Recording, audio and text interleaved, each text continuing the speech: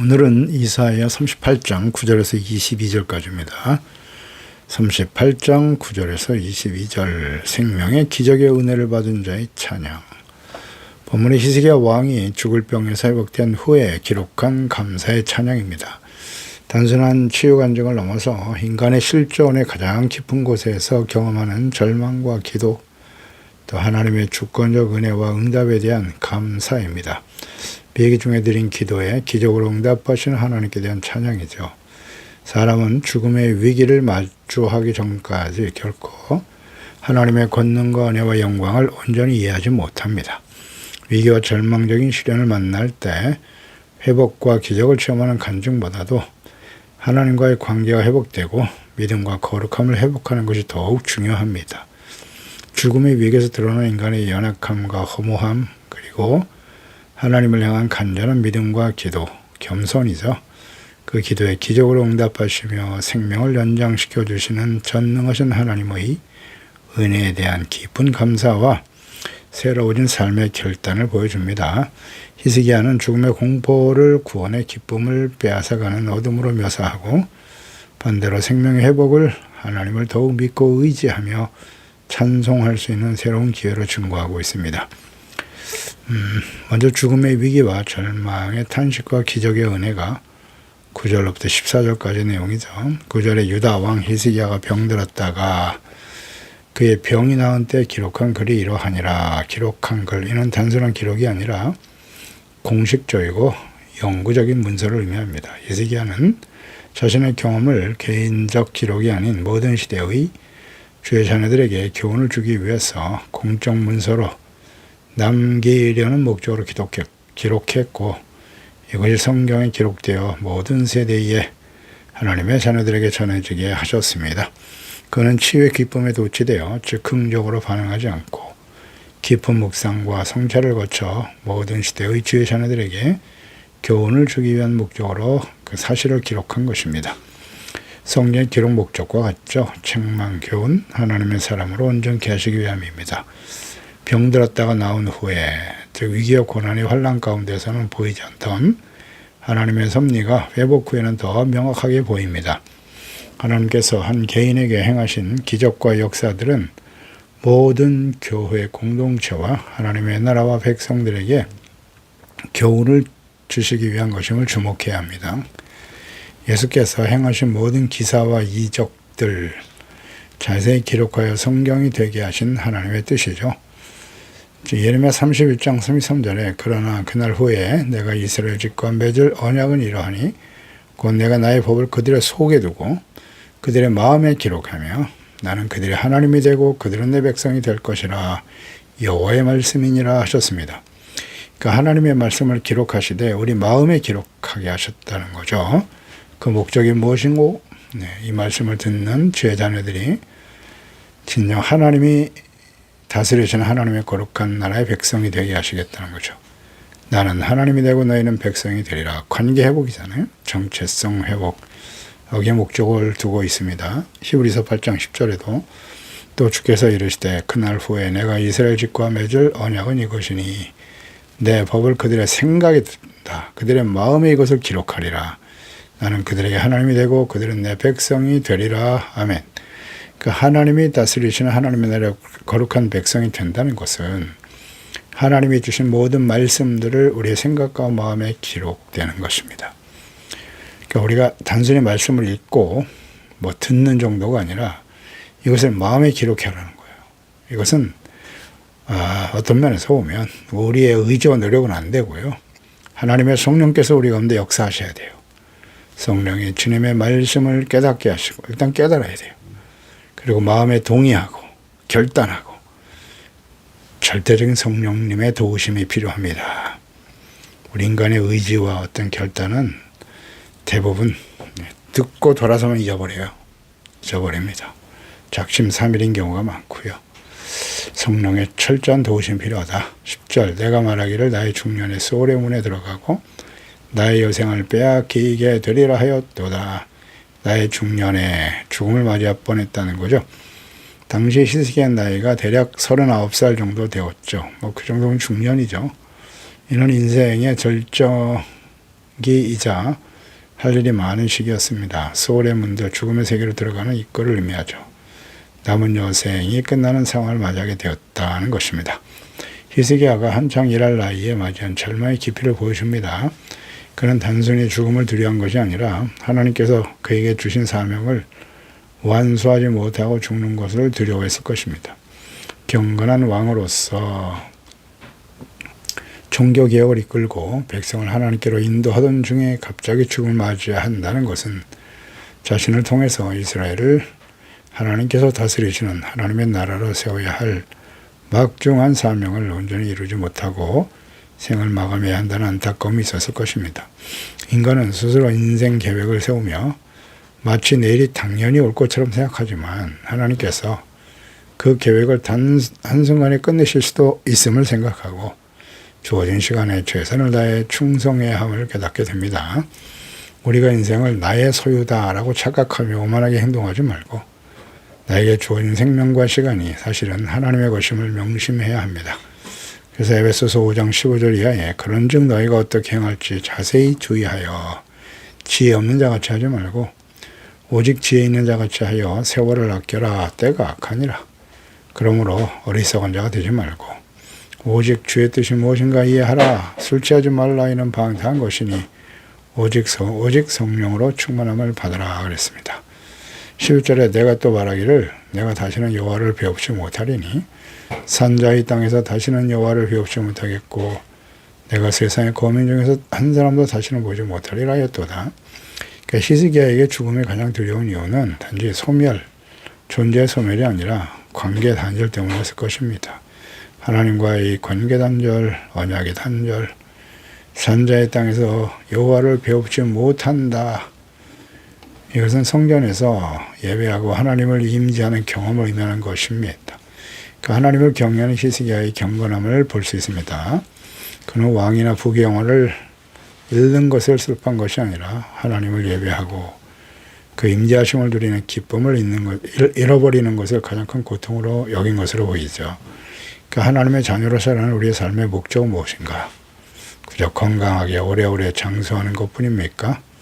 하나님의 나라와 뜻을 이루기 위해서 살아가고 있는가를 점검해 봐야 합니다. 산자들의 땅이다. 이는 단순히 물리적인 세계가 아니라 생명과 축복이 오르는 하나님의 임재의 영역을 의미한다고 볼 수 있겠습니다. 그러니까 세상 권능과 함께 다시는 사람을 보지 못하리라. 인간의 사회적 본성을 발견하고 하나님은 인간을 고립된 존재가 아니라 공동체 속에서 하나님 나라의 거룩한 백성으로 살아가도록 창조하셨습니다.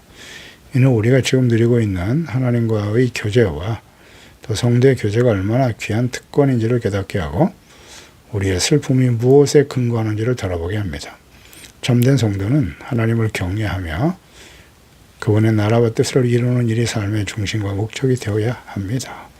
12절에 나의 거처는 목자의 장막을 거둔같이 나를 떠나 옮겼고 직공의 배를 걷어 마름같이 내가 내 생명을 말았도다. 주께서 나를 틀에서 끊으시리니 조속간에 나를 끝내시리라. 그러니까 히스기야는 두 가지 생생한 비유로 자신의 죽음의 경험을 묘사하고 있네요.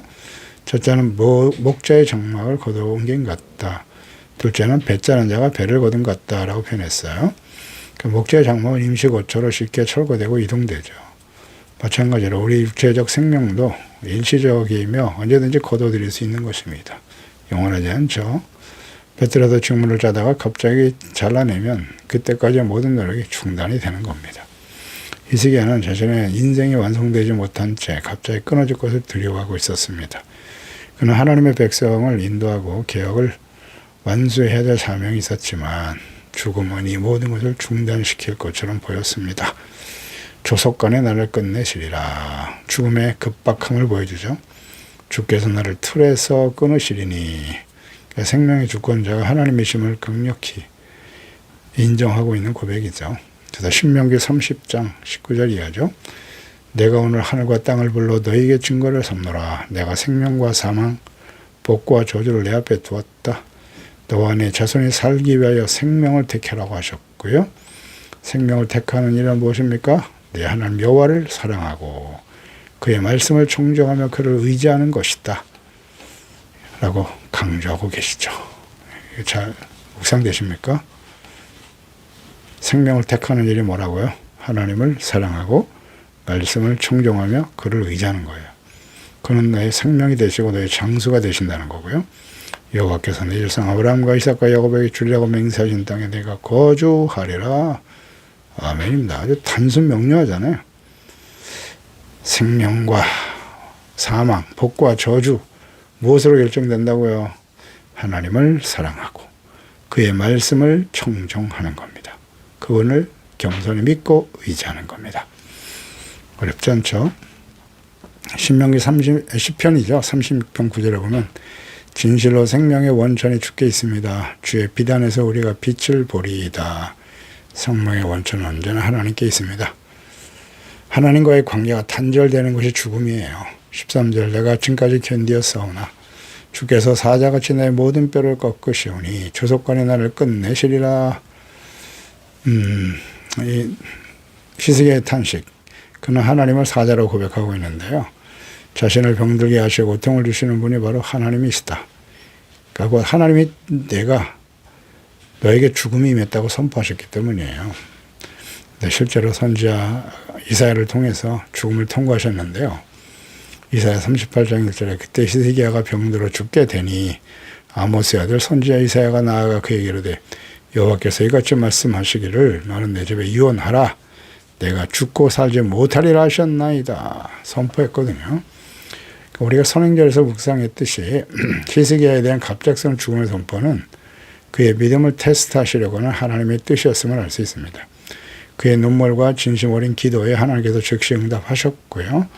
해 그림자를 10도 뒤로 돌리는 지구의 자전의 변화를 일으키는 엄청난 기적과 징조를 보시면서 그에게 15년의 생명을 연장시켜 주셨습니다. 그 사랑하신 하나님께서는 종종 하나님의 자녀들에게 이렇게 믿음을 테스트하십니다. 믿음의 조상 아브라함도 그랬고 족장들 욥, 요셉, 모세, 다윗 대부분의 믿음의 조상들이 테스트 과정을 거쳤고 하나님의 아들 예수께서도 사람의 몸을 가지고 오셔서 사역을 시작하시기 전에 사탄으로부터 시험을 받으셨습니다. 14절에 나는 제비같이 약같이 지적이며 비둘기같이 슬피 울며 내 눈이 쇠하도록 앙망하나이다. 여호와여 내가 압제를 받사오니 나의 중보가 되옵소서. 죽음에 직면한 히스기야는 비록 자신이 왕이었지만 모든 것을 내려놓고 슬피 우는 새들과 같이 울부짖으며 기도했습니다. 내가 압제를 받고 있습니다. 이 압제라고 하는 단어 히브리 아셰카는 채무자가 채권자에게 느끼는 짓눌림을 나타내는 고통과 또 법적 용어이기도 한데요. 빚독촉을 사람들이 받는 고통 중 가장 큰 고통이죠. 빚을 독촉받는 거 정말 고통스럽죠. 이것 때문에 생명을 버리기도 합니다. 그는 하나님께 자신을 위한 중보, 보증인이 되어달라고 간구하고 있습니다. 채무자의 압박을 경감시켜주기 위해서 그 빚에 대해 책임을 지는 사람을 의미하는 것인데요. 이는 우리의 영원한 중보자가 되실 그리스도를 예표하는 모습이기도 하죠. 히브리서 9장 15절에 이로 말미암아 그는 새 언약의 중보가 되신다. 이는 첫 언약 때 범죄한 죄에서 속량하려고 죽으사 부르심을 입은 자로 하여금 영원한 기업의 약속을 얻게 하려 하심이니라. 하나님이 우리의 중보가 되어주실 때 생명과 구원의 은혜를 누릴 수 있게 되는 겁니다. 이어서 15절에서 22절까지의 내용은 치유의 기쁨과 구원의 확신에 대한 증거입니다. 15절 주께서 내게 말씀하시고 또 친히 이루셨사오니 내가 무슨 말씀을 하오리까 내 영혼의 고통으로 말미암아 내가 종신토록 방황하리이다. 그러니까 하나님의 응답이 맞아 비탄에서 찬양으로 바뀌죠. 주께서 내 기도를 응답하셨고 죽음의 질병으로부터 구원해 주셨기 때문입니다. 하나님께서 베풀으신 놀라운 은혜, 신실하시고 긍휼이 풍성하신 하나님께서 말씀하셨고 이루셨다는 거죠. 종신토록 방황하겠습니다. 이 방황하다는 히브리어가 다다인데요. 이런 첨처럼 행한다는 의미를 가지고 또 거의 고통을 기억하며 겸손히 신중하게 살겠다라는 다짐으로 나타나죠. 그러니까 고난을 통과하게 하시는 하나님의 뜻이죠. 거룩한 겸손입니다. 16절에 주여 사람이 사는 것이 이에 있고 내 심령이 생명도 온전히 거기에 있사오니 원하건대 나를 치료하시며 나를 살려주옵소서. 참된 생명은 육체의 건강이 아니라 주님의 말씀에 달려있다는 고백이네요. 그러니까 사람은 떡으로만 사는 것이 아니라 하나님의 입에서 나오는 모든 말씀으로 사는 것임을 깨닫고 고백하는 겁니다. 신명기 8장 3절이죠. 너를 낮추시면 너를 줄이게 하시며 또 너로 알지 못하면 네 조상들로 알지 못하던 만나를 내게 먹으신 것은 사람이 떡으로만 사는 것이 아니요 여호와 입에서 나오는 모든 말씀으로 사는 줄을 내가 알게 하려 하심이라. 광야 40년 동안 하나님께서 연단하시고 시련의 시간을 보내게 하신 목적이죠. 이제 자신의 생명의 근원이 오직 하나님께 있음을 확신하면서 온전한 회복을 간구하며 기도하고 찬양하고 있습니다.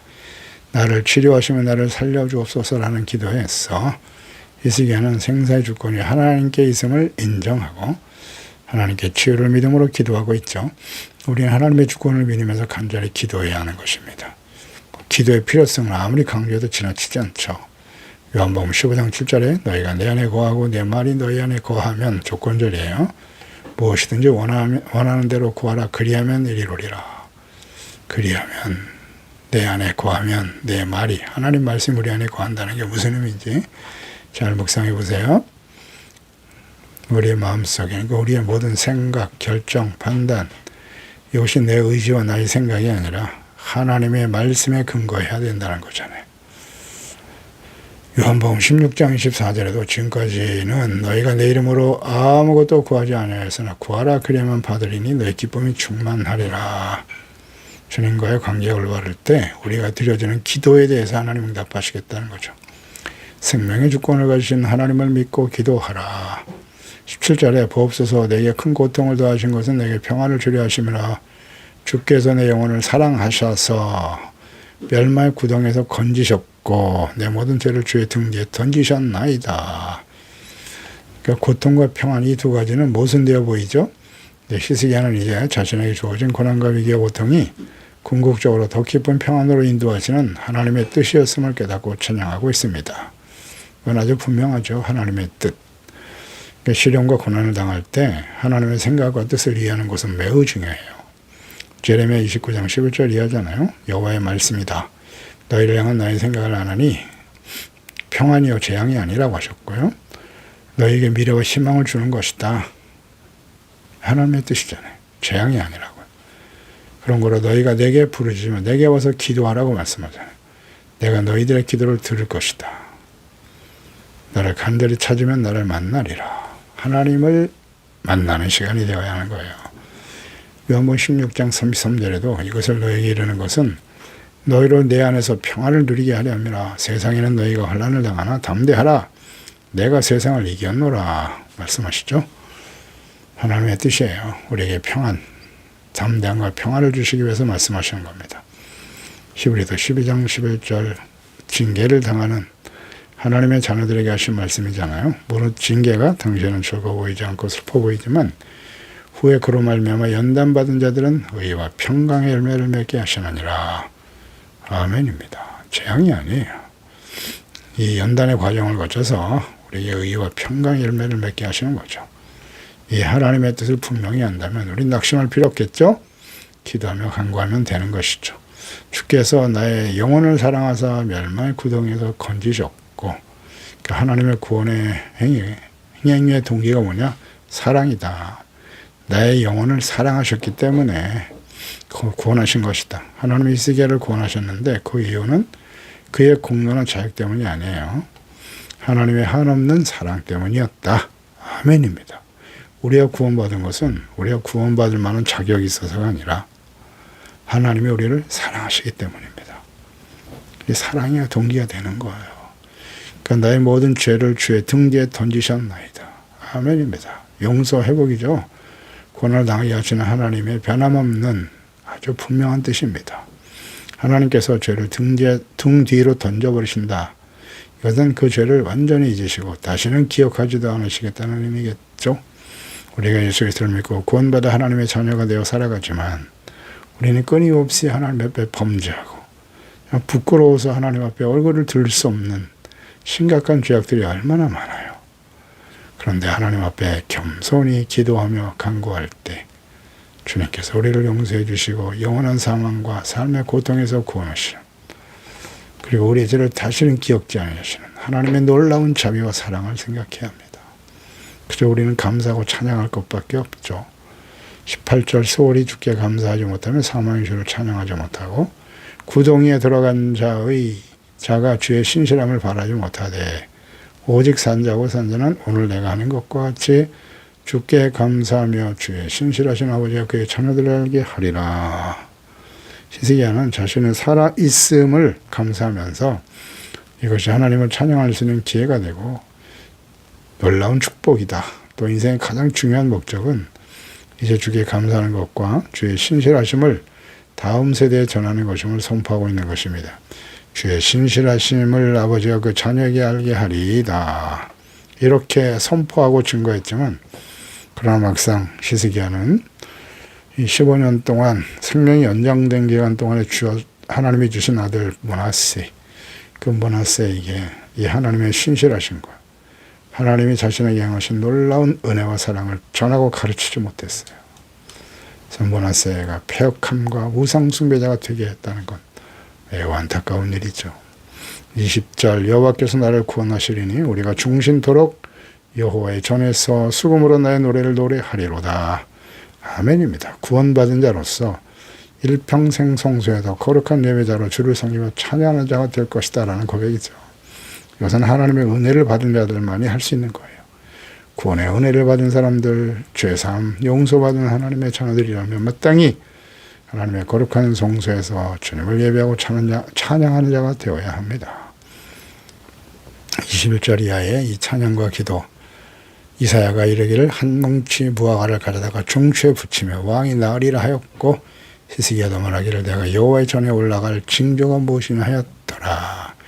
무화과 뭉치, 이것을 사용하셔서 하나님이 치료하셨네요. 무화과가 그런 치료의 능력이 있었다는 것이기보다는 하나님의 치료의 수단으로 사용하신 것이죠. 히스기야가 구한 징조는 단순한 의심이 아니죠.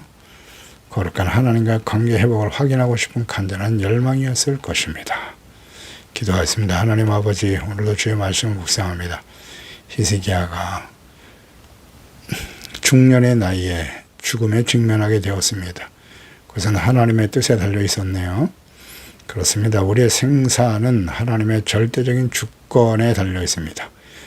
그러나 그는 진실한 마음으로 전심으로 하나님께 눈물로 기도하며 하나님께서 응답하심으로 생명을 얻었습니다. 이 구원의 은혜를 받은 사람들은 하나님 앞에 감사하고 찬양하며 기뻐하며 증거할 수밖에 없는 것입니다.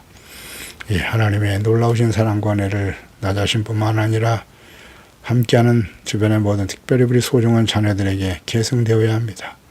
이 하나님의 사랑과 구원의 능력을 가르치고 전하고 증거함으로써 히스기야가 실패했던 그 어리석은 삶의 모습이 우리의 가정과 자녀들의 삶에는 절대 답습되지 않게 하시고, 모두 다 우리 사랑하는 자녀들이 하나님을 알게 하소서. 신령한 지혜와 총명으로 하나님의 아는 것으로, 하나님의 뜻을 아는 것으로 채워주시고, 저들이 경건한 예배자로 하나님을 바르게 예배하며 섬기며 나는 너의 하나님이 되고 너희는 내 아들들이 되리라.